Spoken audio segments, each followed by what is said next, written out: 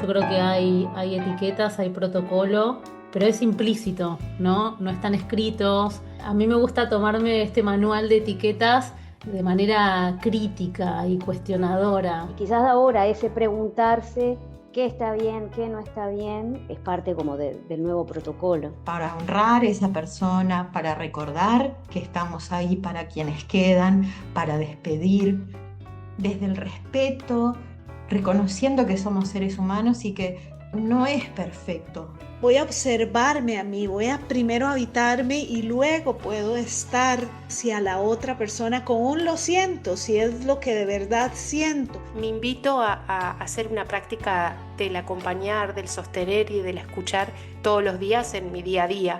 Y a veces me sorprendo con algunos momentos que me remueven.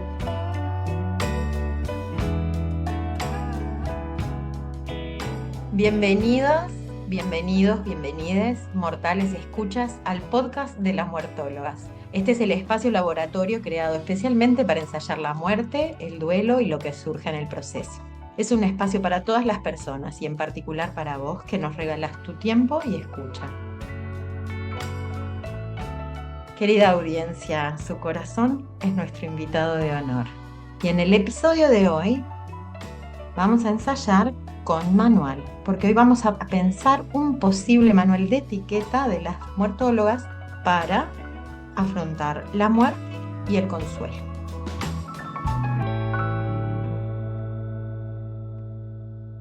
Muchas veces, frente a situaciones de muerte, se suele activar una serie de formas y prácticas para afrontarla y transitar los eventos sociales, para decirle de alguna manera, asociados a esto. Por ejemplo, los funerales, los velatorios, los acompañamientos a duelantes. Pero podríamos agregar otras situaciones como las internaciones, en el hospicio, en los lugares de trabajo o en las instituciones educativas, hasta en la propia familia o en los grupos de amigos, amigas, amigues. Y seguramente a ustedes que nos escuchan se les ocurrirán otros espacios con otros vínculos. Repasando nuestras experiencias, las muertólogas, notamos que hay formas que se repiten cuando estamos en una de estas situaciones y nos preguntamos si en nuestras sociedades, en nuestros países, en nuestros grupos más cercanos, en los espacios que habitamos y en nosotras mismas, utilizamos algún tipo de manual o recurrimos a algún tipo de experiencia para afrontar estas situaciones, para consolar, para asistir a un velatorio, a un memorial, a recordar a alguien que falleció. ¿Y dónde aprendemos a estar en estos espacios? A hablar, a dirigirnos a las personas. ¿De dónde salen las palabras que utilizamos para prestar consuelo, para ofrecer nuestro consuelo? A lo largo de las conversaciones que hemos tenido, nos hemos dado cuenta de que en nuestras experiencias muchas veces pasaron cosas, hicimos, dijimos o nos dijeron cosas que nos resultaron inadecuadas o no fueron suficientes o no expresaron el sentir. Así que hoy les invitamos a repasar ese manual de etiqueta y protocolo a las que hemos recurrido alguna vez o que transitando nuestros propios duelos nos ha tocado recibir y animarnos a pensar y a cuestionar y a dibujar formas diferentes de afrontar la muerte y el duelo. Así que, mis queridas muertólogas, les pregunto, ¿hay protocolo? ¿Hay reglas? ¿Hay etiqueta para acompañar, para duelar? Hola a todas, gracias Marian. Yo creo que sí, yo creo que hay etiquetas, hay protocolo, pero es implícito, ¿no? No están escritos, no lo hemos recibido en ningún lado, no nos lo han entregado. Es un producto cultural, me parece, ¿no? Posiblemente distintas sociedades en distintos grupos dentro de las mismas sociedades tengan otras reglas. Después hay otras más comunes, más genéricas, pero creo que cada sociedad va armando, imponiendo según su cultura, según su apertura, según su preparación, según cómo se tome la muerte, ¿no? Pues es muy probable que haya un abismo entre Oriente y Occidente, por ejemplo, en cuestión a las costumbres en torno al duelo y a la muerte y a qué se dice y a cómo se hace y en la capacidad espontánea de poder acompañar a alguien en una situación así. A mí me gusta tomarme este manual de etiquetas de manera crítica y cuestionadora, como también planteaste, porque creo que está muy bueno poder ponerle la propia impronta, ¿no? De todo lo que está socialmente consensuado, mucho puede ser útil y mucho no. Entonces, a medida que uno va tomando conciencia de sí mismo, cuando va capitalizando las experiencias propias de duelo y de diagnóstico, si los hubiera, porque bueno, si es de muerte, nos lo estarán comunicando de otra manera, desde otro plano. Pero cuando vamos capitalizando estas experiencias y nos vamos haciendo más conscientes y vamos entendiendo lo que necesitamos y también lo que necesita el otro y nos vamos abriendo a la empatía y a la compasión, entonces podemos ir rompiendo con este protocolo y con estas reglas y con este manual que subyace, ¿no? Sin estar del todo explicitado en las partes que no sirven, que no nos funcionan, como por ejemplo en la gran automatiquísima pregunta, ¿cómo estás? Hay mucha gente que cuando está muy mal no quiere que le pregunten cómo estás, porque es muy incómodo. De hecho, a mí ya me pasó 2 veces que me digan, por favor, no me preguntes cómo estoy. Y bueno, y lo mismo con otro millón de frases, como por ejemplo, una que hablábamos antes de empezar a grabar acá con las compañeras, me imagino por lo que estás pasando. Bueno, pues no. La verdad es que no te lo imaginás, así que decime otra cosa o no me digas nada. Y bueno, y también esto de la verborragia ante la incomodidad del dolor del otro. Muchas veces decimos lo inadecuado porque nos sentimos tan incómodos, nos vemos agarrados tan desprevenidos, que salimos con la primera cosa que se nos ocurre, que a veces lastima más de lo que ayuda. Escuchando a Julieta, lo que se me estaba ocurriendo, que también lo hablamos antes de empezar a grabar, que cuando uno entra en este mundillo de la muerte, el duelo, las pérdidas, que empieza a aprender, que se preocupa por aprender, a veces duda qué hacer y qué no hacer, mientras que antes la gente no dudaba.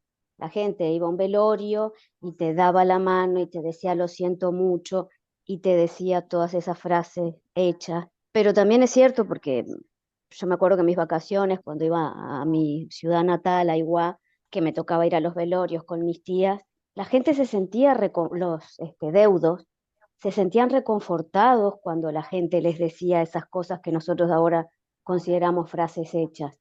Entonces me parece que nosotros estamos haciendo este episodio, pero como hijas de nuestros tiempos, ¿no? Un tiempo que sí, que pone en duda todo lo anterior y que lo problematiza y que se pregunta, pero bueno, como gente de este siglo XXI, que creo que las cosas van evolucionando, ¿no? Pero antiguamente sí, y quizás ahora ese preguntarse qué está bien, qué no está bien, es parte como del nuevo protocolo. Está buenísimo esto, Ilu, porque me parece que antes incomodaba menos, era más fácil.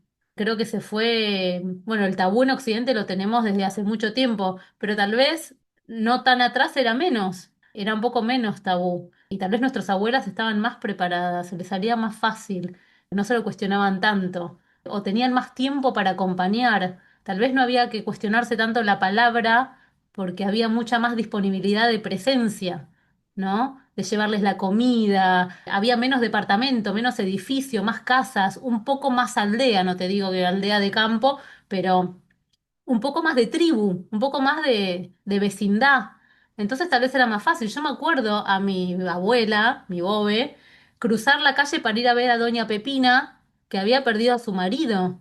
Era tan espontáneo y tan natural y tan fácil para ella. Y le llevaba el caldito de pollo y le llevábamos las galletitas horneadas, o si no, mientras barría la vereda, ¿no? Y le compartía un mate. Y era muy fácil estar ahí para Doña Pepina.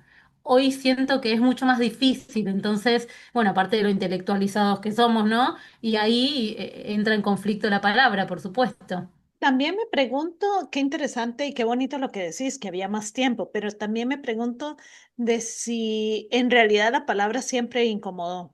O sea, de si esas frases a alguna gente sí le incomodaban. Porque, por ejemplo, otra frase es Dios sabe por qué hace las cosas. Y es muy duro porque no sabemos si todas las personas a las que les decimos esto, uno, creen en Dios. Dos, tal vez sí creen en Dios, pero están en ese momento enojados con Dios. Si ese tal Dios, entonces, ¿por qué me hace esto? O simplemente no conecto con eso y no entiendo por qué metes a Dios en esta conversación que es mi dolor.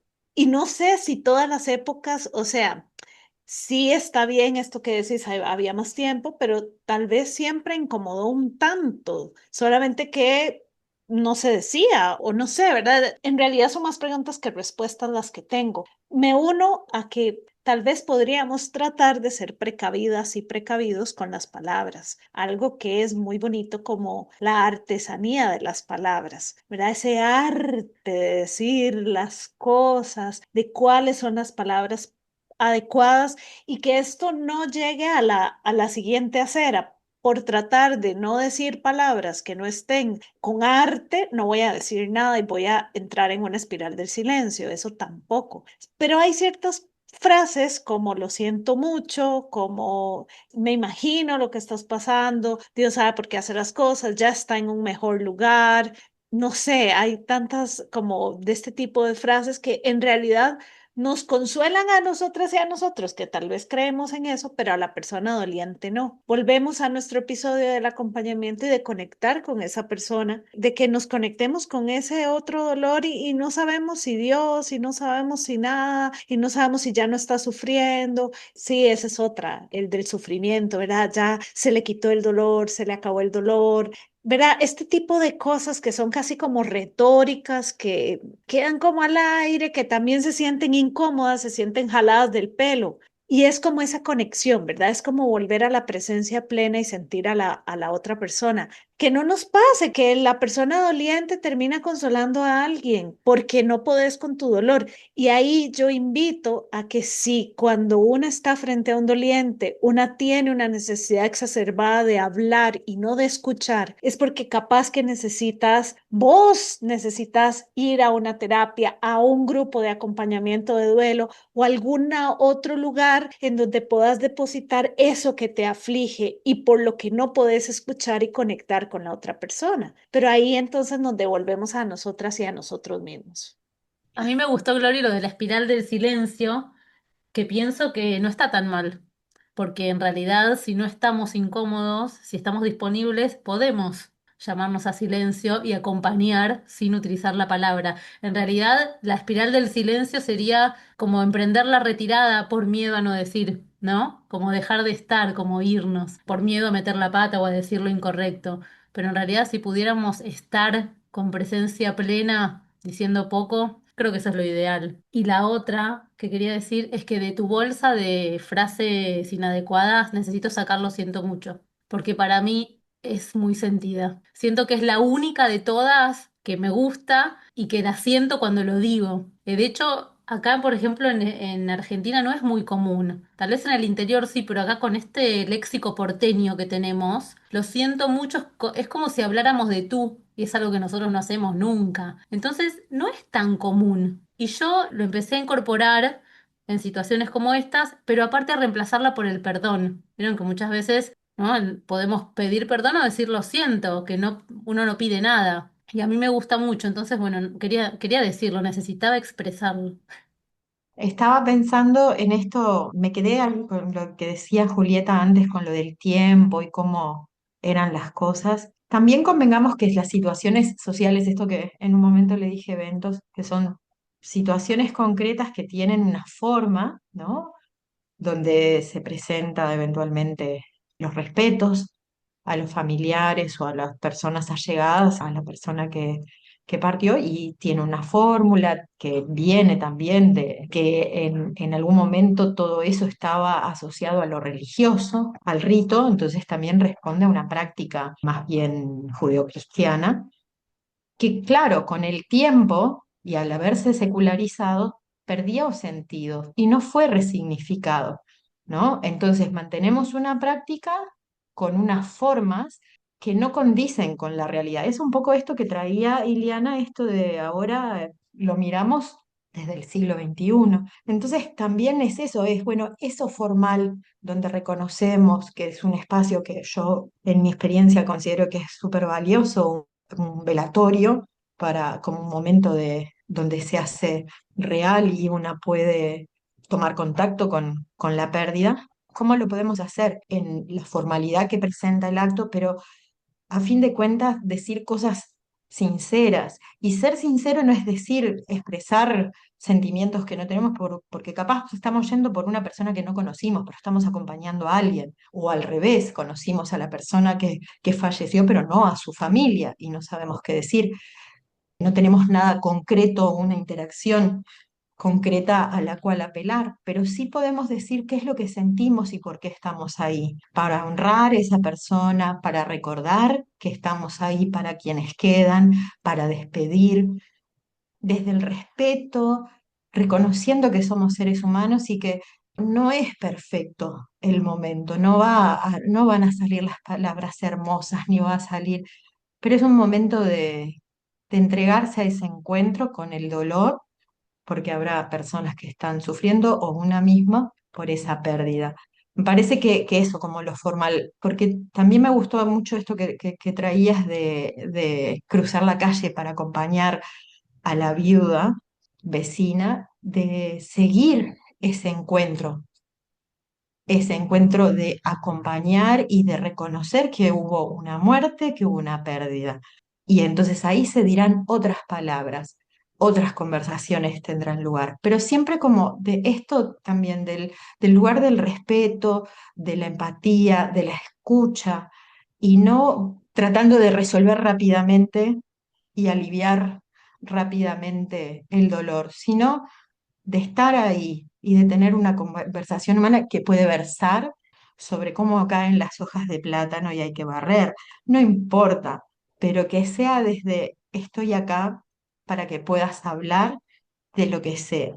Escuchándolas, estaba acordando de cuando nosotras hicimos el curso de facilitadoras, que fue facilitadores de duelo, que fue donde nos conocimos.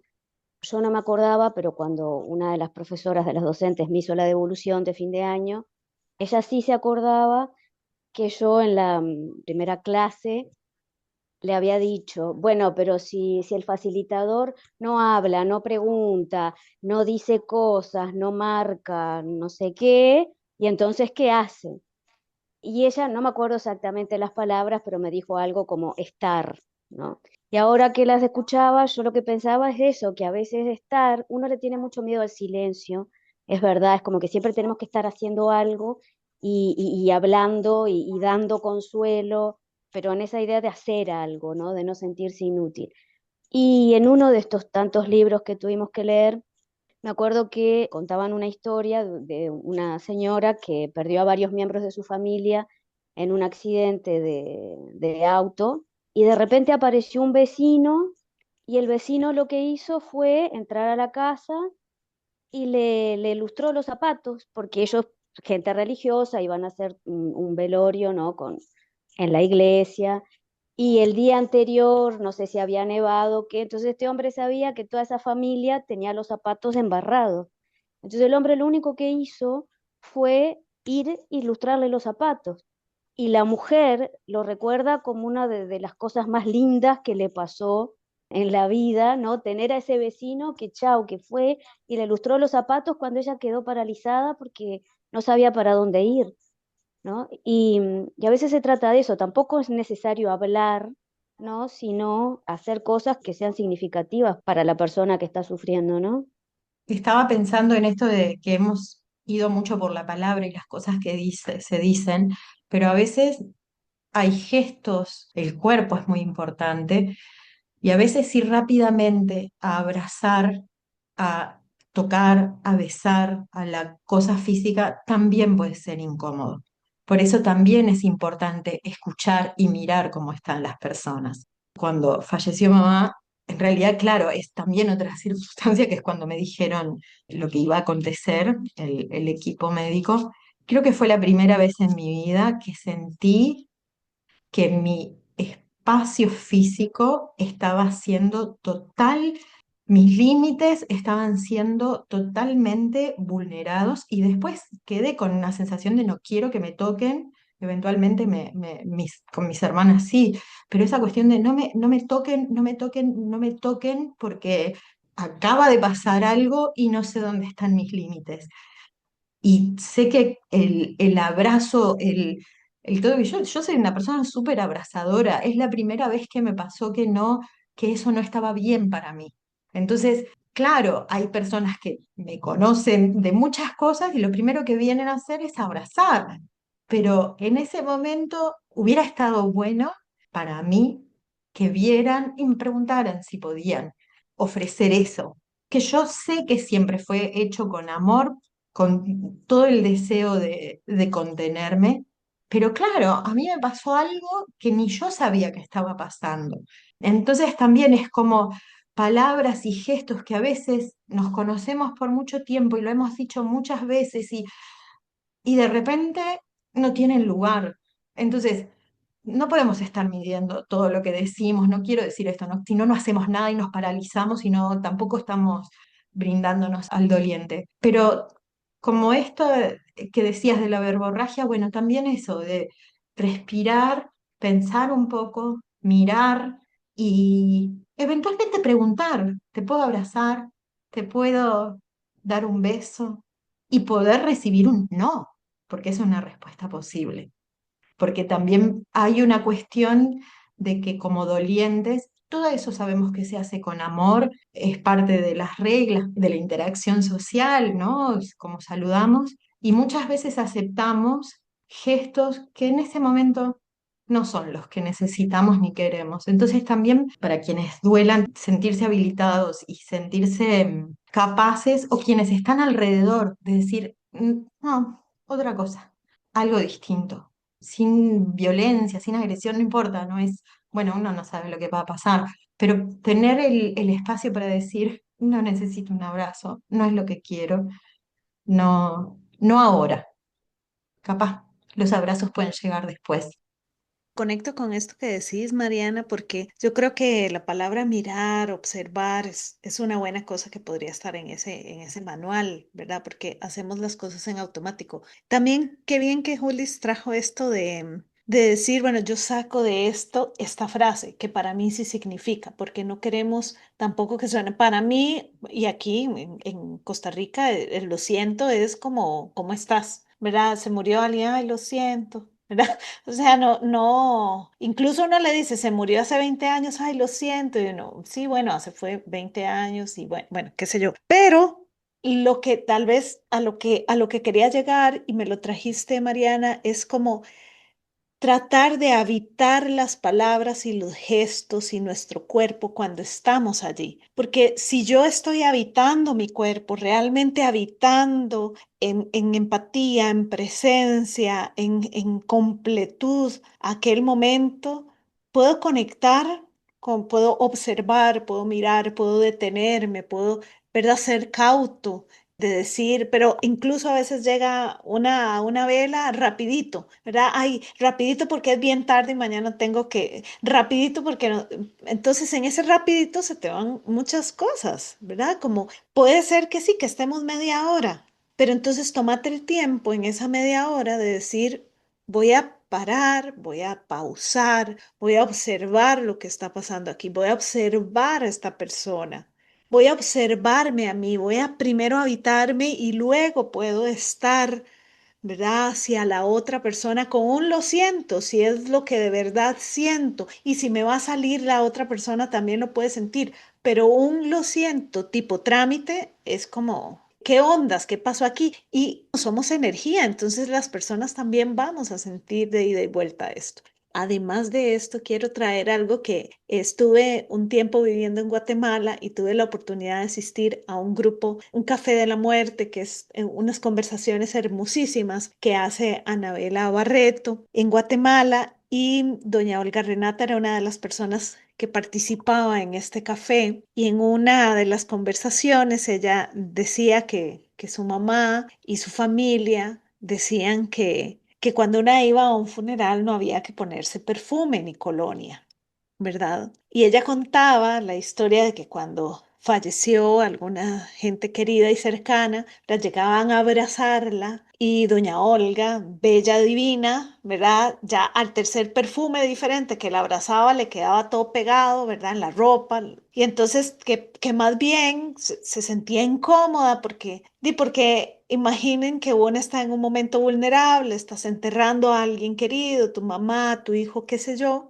y tenés el revoltijo de una colonia de hombre, de otra colonia de hombre, de un perfume X, Y, Z, y terminás con ¿verdad? Con un mercado de perfumes en tu ropa que te puede empezar a doler la cabeza, te puedes empezar a sentir mal. Entonces, y lo traje conmigo, digamos, al día de hoy, porque me parece que eso implica pensar en la otredad, ¿verdad? Que eso implica pensar que sí, yo quiero ir perfumadita, pero capaz que si voy a abrazar a alguien, no necesariamente mi olor en ese momento puede generar, no mi olor de persona, sino mi olor de perfume o de colonia, ¿verdad? O sea, me parece que es un gesto de extrema ternura, de decir estoy aquí para vos. Y así como hay ese caso, no sé, pueden haber miles que las personas nos inventemos para decirle al otro, lustrar los zapatos, pero para decirle al otro, a la otra, aquí estoy y estoy completo y estoy ser humano y no sé cómo hacerlo perfecto, pero estoy aquí para vos.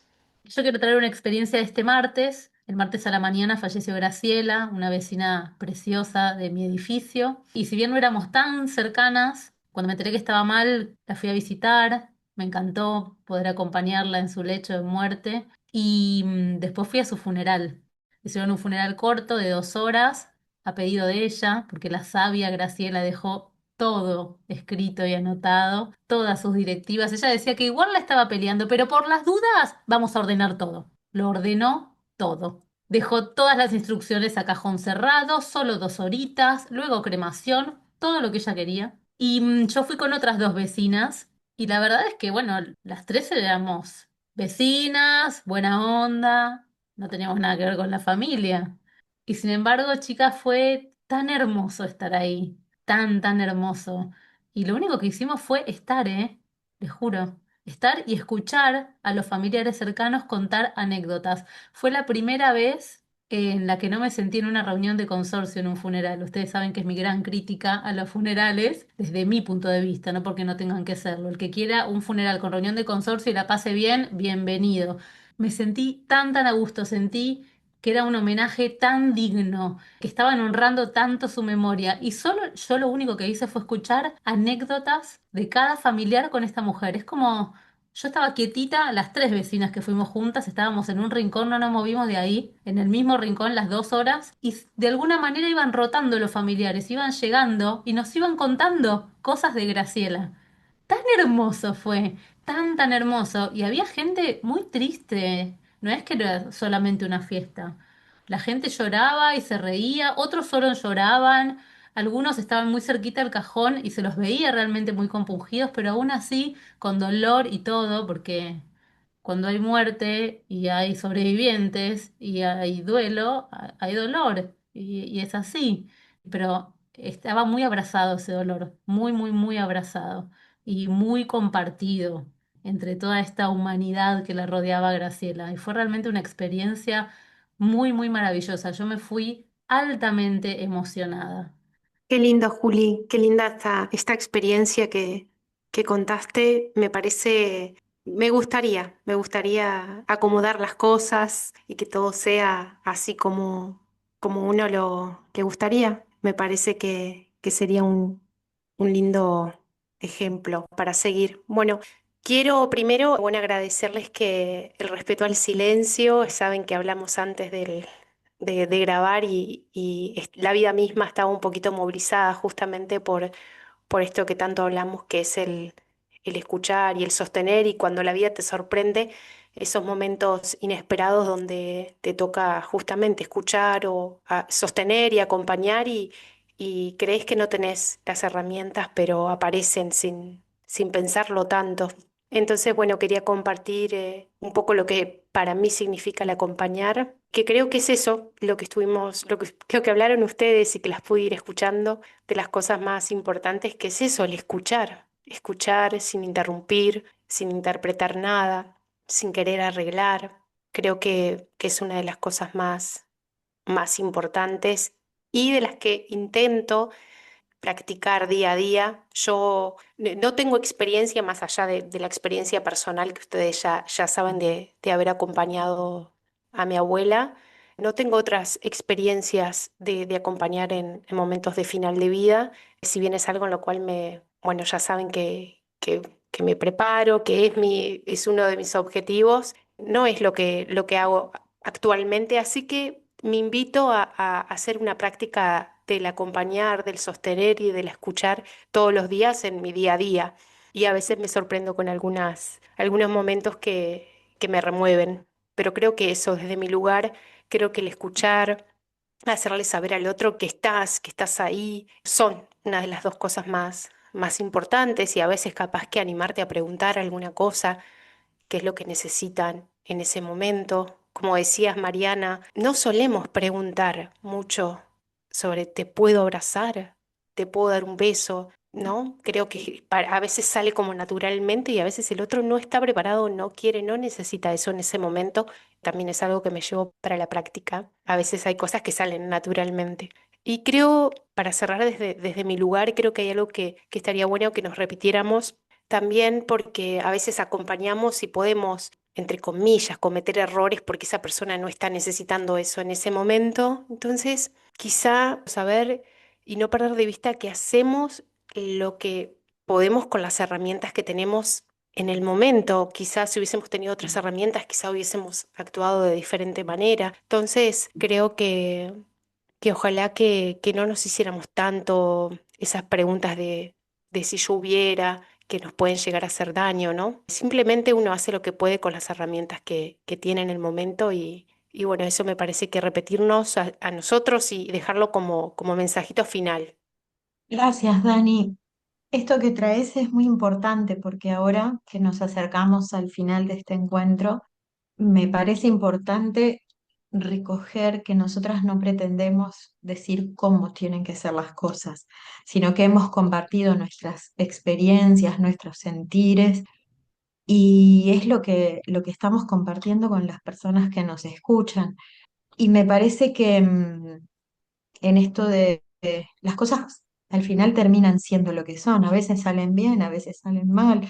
Lo que está bueno es, si es posible, darse cuenta, disculparse o tener espacio para agradecer o tener espacio para reparar si alguien considera que lo que hizo capaz que fue equivocado, pero eso, tratarnos como seres humanos con aciertos y con errores. Y si hay algo que hemos conversado es que, y que queda claro en esto, es que estamos aprendiendo y estamos hablando de esto porque nos parece que nunca hablamos. Yo nunca pensé cómo hago para ir a un funeral o cómo quiero qué es lo que espero que pase en los velatorios que me ha tocado organizar, yo qué sé.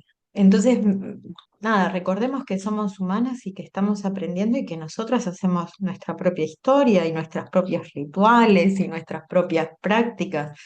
Así que animemos también, animémonos a entregarnos a eso, a lo que es posible y también a recibir, bueno, capaz no era por ahí y bueno, sí, lo haré mejor la próxima. ¿Qué voy a hacer? Invítame al próximo café. Sí, Julieta. Es que al final, detrás del manual está el verdadero acompañamiento. Y el verdadero acompañamiento lo que tiene detrás es el amor. Creo que el acompañamiento sale bien cuando uno actúa desde ese lugar. Y volviendo al manual, en realidad no hay manual. Ese es el mensaje de las muertólogas, que no hay manual. Cada persona vive el duelo a su manera, no hay receta ni protocolo universal. Y tratar de encajar el dolor en un manual de etiquetas es lo más perjudicial la mayoría de las veces. Y nuestra invitación es a reflexionar sobre la cultura de muerte y de duelo y esta necesidad que creo que tenemos todos de generar un nuevo manual, uno humano, uno flexible, uno compasivo, que acepte la diversidad de respuestas ante la pérdida y ante los diagnósticos, que permita expresar el dolor sin juicios, que ofrezca acompañamiento en lugar de corrección y que brinde espacios seguros de contención y de escucha.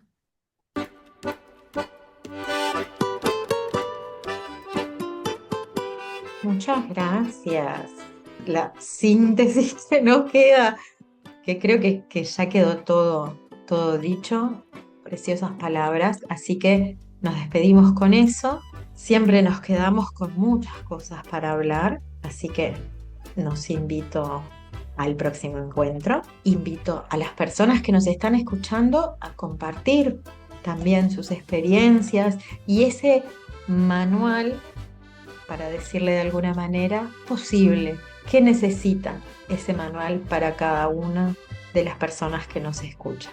Pueden hacernos llegar sus comentarios a través de Spotify, en nuestra cuenta de Instagram, Las Muertólogas, o a través de nuestro correo electrónico, que es lasmuertólogas@gmail.com, y también en YouTube. Nos encantaría escucharles, leerles y compartir sus experiencias. Nos despedimos hasta el próximo episodio, si la muerte así lo quiere.